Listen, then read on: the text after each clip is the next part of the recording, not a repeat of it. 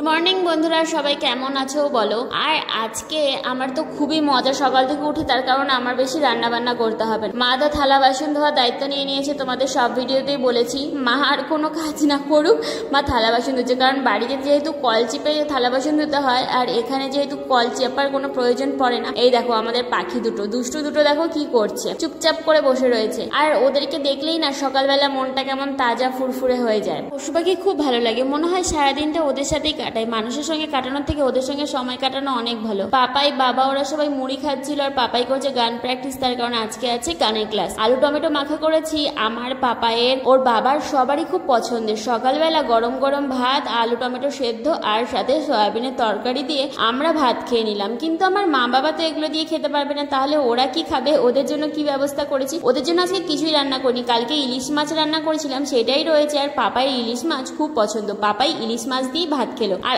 আজকে আমার শাশুড়ি আবার ইলিশ মাছ রান্না করেছে, তাই দিয়ে সবাই ভাত খাবে। এই দেখো পাপাই আর আমি যাচ্ছি এখন গানের ক্লাসে। এখানে একটা ফুল পড়ে রয়েছে, রাস্তায় ফেলে দিয়েছে, তাই পাপাইয়ের মন খারাপ, কেন ওরা এত সুন্দর জিনিসটা ফেলে দিয়েছে। এবার আমি বললাম চলো বাবা এবার গানের ক্লাসের দিকে যাওয়া যাক।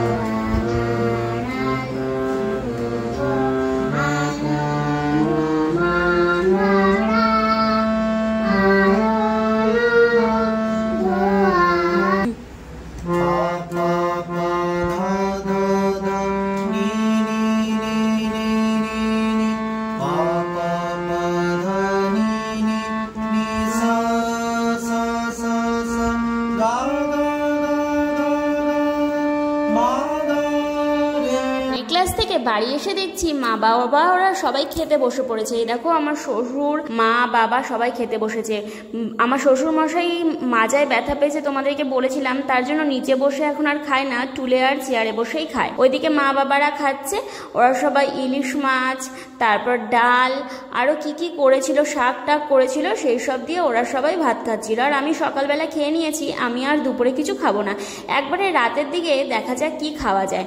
বাবাকে আর মাকে আগেই সাবধান করে দিয়েছিলাম, দেখো কম কম খাবে। তার কারণ হচ্ছে আমার শাশুড়ি মা তরকারিতে অনেক বেশি তেল ব্যবহার করে, যেটা আমরা করি না। আর আমার শ্বশুরমশাই তেল তরকারিতে কম হলে একদমই পছন্দ করে না সেই তরকারি, তার জন্য আমার তরকারি আমার শ্বশুরমশাইয়ের একদমই ভালো লাগে না। তারপর দুপুরবেলা আমরা বসে আলোচনা করছিলাম, মা বাবা কালকে বাড়ি চলে যাবে, তো কি কি কিনে দেবো, কি কি দরকার ওদের, সেই সব নিয়ে আলোচনা করছিলাম। তারপরে ঘরে চলে এলাম, আর পাপাই দেখো আবার ইলিশ মাছ দিয়ে ভাত খাচ্ছে। পাপায়ের কিন্তু ইলিশ মাছ খুব প্রিয়, পাপায়ের যেমন প্রিয় পাপায়ের বাবারও প্রিয়। রাতের বেলা সবাই বলল যে ইলিশ মাছ খেয়ে আমাদের পেট ভালো নেই, তাই আমরা আলু সেদ্ধ ভাত খাবো। এখন আমরা খুদের চালের ভাত আর আলু সেদ্ধ খেয়ে রাতে ঘুমিয়ে পড়লাম। Tata bye bye.